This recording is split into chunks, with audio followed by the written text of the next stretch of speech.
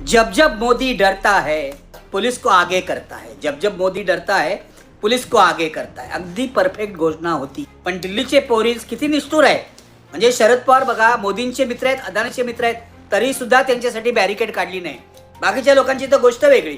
चाललंय काय. शरद पवारांसारखा पद्मभूषण माणूस आहे, पद्मविभूषण माणूस आहे, मोदी सरकारने त्यांना पद्मविभूषण दिलेलं आहे. हा माणूस तिथे येतो आणि पोलीस बॅरिकेड काढत नाही. हा कसला प्रकार आहे. ही अमित शहाची मुजोरी आहे. अमित शहानी शरद पवारांचा अपमान केलेला आहे, लक्षात घ्या. सरळ सरळ अपमान आहे. शरद पवारांवरची सगळी टीका आजपर्यंत मी जी केलेली ती बाजूला ठेवून मी आज सांगतोय, शरद पवारांनी हे चांगलं पाऊल उचललं होतं, पण पोलिसांनी परवानगी दिली नाही म्हणून त्यांना परत जावं लागलं. आणखीन एक मुद्दा आज अत्यंत महत्त्वाचा तुम्हाला सांगतो. संतापजनक मुद्दा आहे, विकृत मुद्दा आहे. भाजपने आजपासून अपप्रचार चालू केलेला. आधी ते करत होते अपप्रचार या आंदोलनाविषयी, पण काल लाठीमार झाल्यानंतर, सगळे व्हिडिओ व्हायरल झाल्यानंतर भाजपवाल्यांनी आपला टूलकिट बाहेर काढला आणि बदनामी सुरू केली की हे देशद्रोही आहेत. नेहमीचे शब्द, हे पाकिस्तानी आहेत, हे अर्बन नक्सल आहेत. आज सगळी लाज सोडलेले महाराष्ट्राचे मुख्यमंत्री खलनायक देवेंद्र फडणवीस असं म्हणाले की पोलिसांनी जी कृती केली, जो लाठीमार केला तो योग्यच होता, कारण ही माणसं दंगल भडकवित होती. मी या क्षणाला या व्हिडिओच्या माध्यमातून फडणवीस यांना आव्हान देतो, जाहीर आव्हान. कारण कालचा जो प्रकार होता दिल्लीतला तो मी प्रत्यक्ष बघितला आहे. मी आय विटनेस आहे. 1 लाखभर मुलांनी जर दंगल करायचं ठरवलं असतं तर दिल्ली पेटली असती, हे लक्षात घ्या. संसदही शिल्लक राहिली नसती. पण ही मुलं शांत होती, एकमेकाला समजवत होती, त्यांची डोकी भडकलेली होती, पण कुणीही काही गडबड केली नाही. फडणवीसांना माझं आव्हान आहे, हिम्मत असेल तर जाहीर चर्चेला तयार व्हा. हिम्मत असेल तर. मी बघितलेलं आहे डोळ्यांनी, तुम्ही नाही बघितलं. तुम्ही मोदींची चमचेगिरी करताय, तुम्ही अमित शहाची चमचेगिरी करताय. मुलींच्या कपड्यांना पोलीस हात घालत होते, मागून मुलींना दांडे मारत होते. माझ्या कॅमेरामनला जखमी केलं, त्याचा हात तुटलेला आहे. असंख्य मुलांची डोकी फुटलेली आहे. अत्याचाराचे व्हिडिओ असंख्य आलेले आहेत इंस्टाग्रामवर, तुम्ही बघा आणि सत्य परिस्थिती काय होती जाणून घ्या. काय म्हणणं आहे फडणवीसांचं की हे विद्यार्थी जे जखमी होते, ज्यांना पोलिसांनी झोडपून काढलं, ते दंगल करत होते. सिद्ध करा. उलट मी हे सिद्ध करू शकतो की पोलिसांनी एक ट्रक भरून दगड आणून ठेवले होते. दगड कशासाठी होते हे सांगा. पोलिसांसोबत भाजपचे किंवा संघांचे गुंड होते. त्यांनी स्कार्फ बांधला असा होता तोंडाला आणि ते पोलिसांच्या लाठ्या, ज्या फायबरच्या लाठ्या असतात, त्या हातात घेऊन मारहाण करत होते. व्हिडिओमध्ये दिसतंय देवेंद्र फडणवीस डोळ्याला पट्टी बांधली आहे तुम्ही, कारण तुम्हाला सत्तेचा माज झालेला आहे. लक्षात, सत्तेचा माज झालेला आहे. देवेंद्र फडणवीस, अमित शहा, नरेंद्र मोदी यांच्यासारखी अत्याचारी माणसं सत्तेत राहणं हा भारत नावाच्या देशाचा अपमान आहे. अपमान आहे, मी तुम्हाला सांगतो. आणि मी जबाबदारीने बोलतोय. कशा प्रकारचे अत्याचार आहे. पक्ष वगैरे तर फोडतात, ते सोडून द्या, पण ह्या देशातल्या लहान मुलांवर, म्हणजे कोणी 12वीतला मुलगा, कोणी 12वीतली मुलगी, कोणी कॉलेजमधला अधिक वरच्या वर्गातला मुलगा, यांची तुम्ही डोकी फोडता, मुलींच्या कपड्याला हात घालता, मुली हात जोडून विनंती करतायत, रडतायत, तरी तुमचा अत्याचार चालू आहे. काही लाज लज्जा सोड. फडणवीस, तुम्हाला एक मुलगी आहे हे लक्षात ठेवा. त्या मुलीचा चेहरा डोळ्यासमोर आणा आणि मग या मुलींना आठवा. एक व्हिडिओ केलाय एका मुलींनी, तिचं नाव आहे निधी नारवाल. ती विचारते, अरे वंदे मातरम सारख्या घोषणा देत होती मुलं, काय चूक करत होती. तिने हेही सांगितलं की हे निदर्शन आहे, हा प्रोटेस्ट आहे. It was a very peaceful prostate असं ती त्या व्हिडिओमध्ये सांगितलंय. पोलिसांनी हल्ले केले असं ती म्हणते. आणि ती असं म्हणाली की एक माणूस उभा राहिला, हा बहुतेक भाजपचा किंवा संघाचा असावा, त्यांनी जय श्रीराम अशी घोषणा दिली, पण कुणीही त्याला प्रतिसाद दिला नाही. एक छोटी मुलगी, टीनेजर, व्हिडिओ करून हे सांगते, ही ती हिंमत दाखवते. अशी अभूतपूर्व हिंमत अनेक मुलामुलींनी दाखवली. फडणवीस, जरा ऐका हे व्हिडिओ, सत्तेची झापडं काढा. तुमचे वडील अशी नव्हते. गंगाधर फडणवीस संवेदनशील होते, आणीबाणी तुरुंगात गेले होते, स्वच्छ होते, चारित्र्यवान होते. तुम्ही सगळ्याला सोड चिठ्ठी दिलेली आहे. आणि तुमचा एक पाळीव प्रवक्ता आहे, त्याचं नाव सुद्धा घेण्याची त्याची लायकी नाही, इतका तो खालच्या दर्जाचा आहे. तो आज प्रेस कॉन्फरन्स घेऊन सांगतो की हे अर्बन नक्षल आहे. अरे तुझी पात्रता काय, कोणाला अर्बन नक्षल म्हणतोयस? ही देशातली युवा पिढी आहे, हिला तुम्ही बदनाम करणार असाल तर तुम्हाला हा देश माफ करणार नाही. माझे शब्द ऐकून घ्या, शापवाणी म्हणा काही म्हणा, पण तुम्हाला हा देश माफ करणार नाही.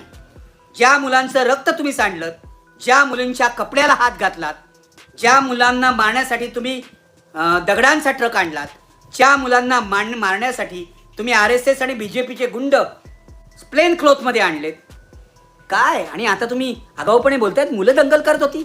दंगलखोर तुमचे होते, तुमचे पोलीस होते, दिल्ली पोलीस होते. इतके म्हणजे पशुतुल्य वागणारे, नाही मला पशूंचा अपमान नाही करायचा मित्र, इतके रानटी वागणारे असं फार तर म्हणा. पशुसुद्धा असे वागत नाही असे ते पोलीस काल वागत होते. मी माझ्या डोळ्यांनी पाहिलेलं आहे कशा प्रकारचे अत्याचार ते करत होते. आणि फडणवीस आज सकाळी उठून सांगतात योग्यच केलं पोलिसांनी, तुम्ही विकली आहे तुमची बुद्धी, तुम्ही सत्सद्विवेक बुद्धीचा खात्मा केलेला आहे. फडणवीस तुम्ही मुख्यमंत्री आहात याचीच आम्हाला लाज वाटते.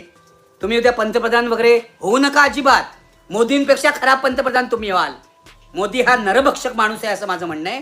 कारण 2002च्या नंगलीच्या वेळेत सुद्धा त्यांनी हेच केलं होतं, लोकांचे बळी गेले होते. आणि काल सुद्धा दिल्ली पोलिसांचा वापर करून नरेंद्र मोदी आणि अमित शहा यांनी तेच करायचा, दंगल घडवण्याचा प्रयत्न केला. माझा स्पष्ट आरोप आहे पोलिसांनी दिल्लीमध्ये जंतर मंतरच्या रस्त्यांवर दंगल घडवण्याचा प्रयत्न केला. मुलं शांत राहिली म्हणून दंगल झाली नाही. आणि आज फडणवीस म्हणतायत मुलं तोडफोड करत होती. मी बघितलंय पोलिसांना काचा फोडताना, बसच्या काचा पोलीसच फोडत होते. कोणीतरी दगड मारलाय असं पोलीस म्हणत होते. दगड मारणारा कोण होता, पकडलाय का तुम्ही? आता अनेक मुलांवर केसेस घातल्या जातील. पण माझी माननीय सुप्रीम कोर्टाला, माननीय म्हणताना मला खूप वेदना होत आहेत, कारण सुप्रीम कोर्ट सन्माननीय राहिलेलं नाही हे लक्षात ठेवा. माझी विनंती आहे, कोणीतरी या पोलिसांवर केस टाकायला पाहिजे. त्यांनीच दंगल केली, त्यांनीच मुलींचा विनयभंग केला, याचे पुरावे उपलब्ध आहेत. जर चीफ जस्टिसना थोडी जरी लाज असेल, ही केस नोंदवून घ्या आणि ताबडतोब सुनावणी करा. आज दिल्ली हायकोर्टात का ती झालेली दिसत नाही. उलट न्यायाधीश असं मानतात की आपल्याला जगाला अक्कल शिकवायची संधी मिळालेली आहे. न्यायालय खलास झालेली आहेत. एखाद दुसरा न्यायाधीश चांगला निघेल, नाही असं नाही अपवाद म्हणून, पण सर्वसाधारणपणे न्यायालय खलास झालेली आहे. तुमचे पोलीस मुलींवर अत्याचार करतात, विनयभंगाचा हा गुन्हा आहे. दिल्लीच्या कमिशनरवर, डेप्युटी कमिशनरवर, ACPवर, त्यातला एक अधिकारी तर मला माहिती आहे कारण तो मलाच भिडला होता, सचिन शर्मा नावाचा. या सगळ्यांवर अटेम्प्ट टू मर्डर आणि विनयभंगाचा गुन्हा दाखल केला पाहिजे असं माझं म्हणणं आहे. ज्या मानवी हक्क संघटना आहेत त्यांनी हे करावं. याचं कारण या कामाचा मला कंटाळा येतो आणि माझा कोर्टावर विश्वास राहिलेला नाही. आमचे असीम सरोदे म्हणत होते आपल्यावर हल्ला झाला त्याविरुद्ध आपण कोर्टात जाऊ. मी म्हटलं रे आपला वेळ जाईल, आपले पैसे जाईल, आणि कोर्ट कुठे लायक राहिलेली आहेत. कोर्टसुद्धा पक्षपाती झालेली आहेत. माझा अजिबात विश्वास राहिलेला नाही कोर्टावर. पण कुणीतरी हे करायला पाहिजे ज्यांचा विश्वास असेल, कारण दिल्ली पोलिसांनी महापाप केलेलं आहे, लक्षात ठेवा, महापाप केलेलं आहे. आता मुद्दा असा आहे की इतका वेळ झाला, इतकं आपण बघितलं गेल्या 2-3 दिवसात. कालचा सगळा धुमाकूळ बघितला, लाखांचा मॉब बघितला युवकांचा, जो मी अलीकडच्या 10-12 वर्षात कधीही बघितला नव्हता. आज दिल्लीमध्ये शेतकऱ्यांचं आंदोलन आहे. आज मला सकाळी प्रकाश पोरे देशोन्नतीचे भेटले. त्यांनी असं सांगितलं शेतकऱ्यांचं आंदोलन हे राजघाटावर आहे आणि तिथे येण्याआधीच दिल्लीच्या बॉर्डरवर शेतकऱ्यांच्या बसेस अडवून ठेवलेल्या आहेत. पंजाबमधून शेकडो शेतकरी येत आहेत, त्यांना अडवून ठेवलेलं आहे. इथे आलेल्या शेतकऱ्यांना अटक होते. म्हणजे जंतर मंतरच्या आंदोलनातून कोणताही धडा शिकण्याची यांची तयारी नाही. मला असं वाटतं यांना सत्तेतून घालवल्याशिवाय काहीही इलाज नाही. ज्या मुलांवर अत्याचार झाले त्यांच्या आईवडिलांनी लक्षात ठेवावं की तुम्ही जर पुन्हा भाजपला मत देणार तर तुम्ही खुन्याला मत द्याल, तुम्ही तरुण पिढीवर बलात्कार करणाऱ्या राजकीय पक्षाला मत द्याल, तेव्हा विचार करा. मी तुम्हाला सांगतो काय प्रतिक्रिया आहे. लोक तापलेली आहेत, लोक नाराज आहेत, लोक संतापलेली आहेत आणि राजकीय पक्षांच्या हे लक्षात आलेलं आहे. राहुल गांधीच्या सुद्धा हे लक्षात आले.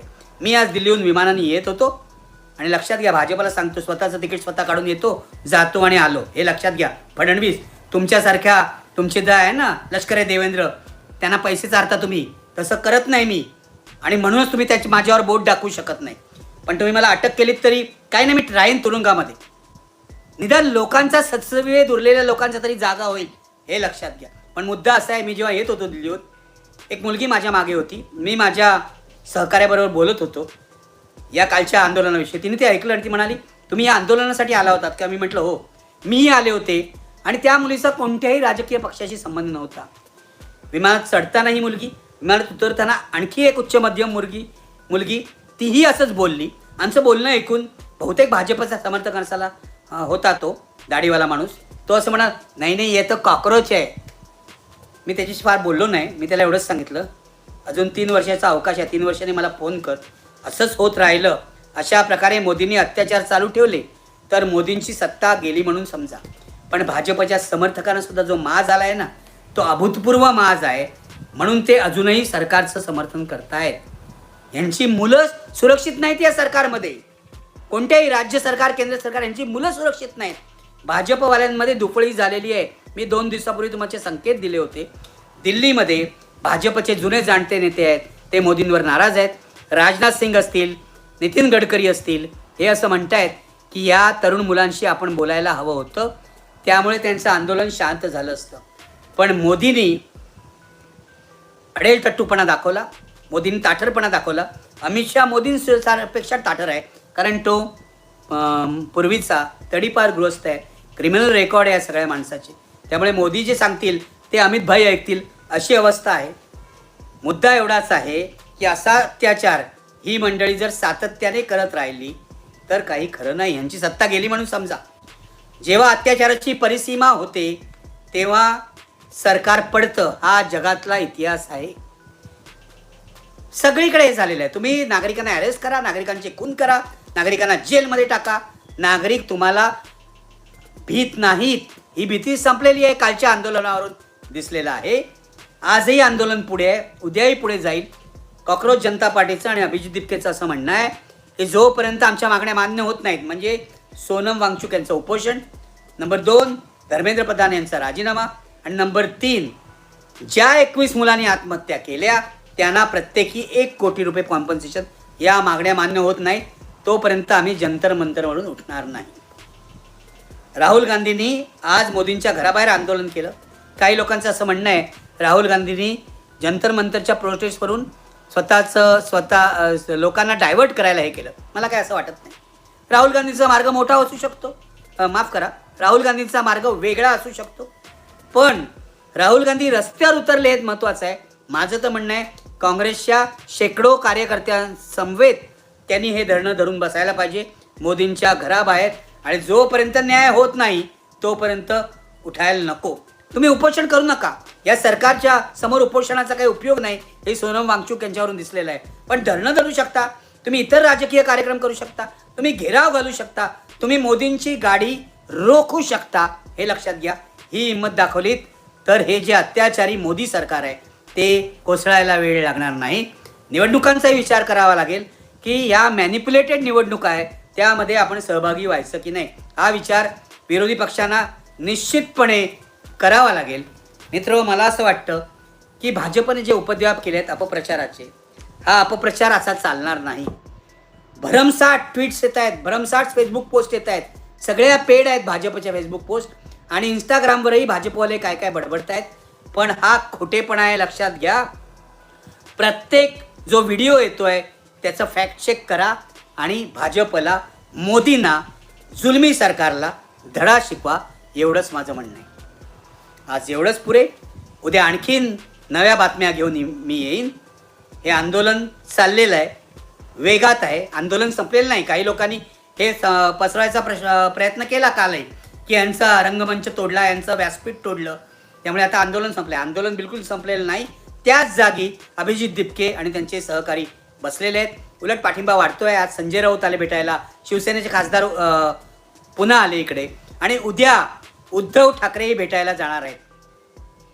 अभिजित दिपके यांनी जाहीरपणे सांगितलं आहे की उद्धव ठाकरे मला रोज फोन करतात, मुलाची करावी तशी माझी चौकशी करतात. हे उद्धव ठाकरेंचं मोठेपण आहे, लक्षात घ्या. माझं तर उद्धव ठाकरेंना म्हणणं आहे, तुम्ही तर जाच, म्हणजे जाणारच आहात उद्या तुम्ही, पण तुमच्याबरोबर राहुल आणि प्रियांका गांधीला सुद्धा घेऊन जा, असं मला वाटतं. त्याचा देशभर इम्पॅक्ट होईल. आता विरोधी पक्षांनी एल्गार करायची हीच वेळ आहे. खूप अन्याय झाले, शेतकऱ्यांवर अन्याय झाला, महिलांवर अन्याय झाला, CA-NRCचा अन्याय झाला, या युवकांवर अमानुष अत्याचार झाले. आता बंड करायची वेळ आहे. या देशाने बंड करायला पाहिजे, हे लक्षात घ्या. त्याशिवाय या नादान नरेंद्र मोदी सरकारचा पराभव होणार नाही. आज एवढंच पुरे. विचार करा तुम्ही. ज्यांना पटलं नाही त्यांनी विचार करा. आपल्या विवेकाला जागं करा, तरच तुम्हाला पटेल या निष्पाप मुलांवर जे अत्याचार झाले त्याची दाद लागलीच पाहिजे.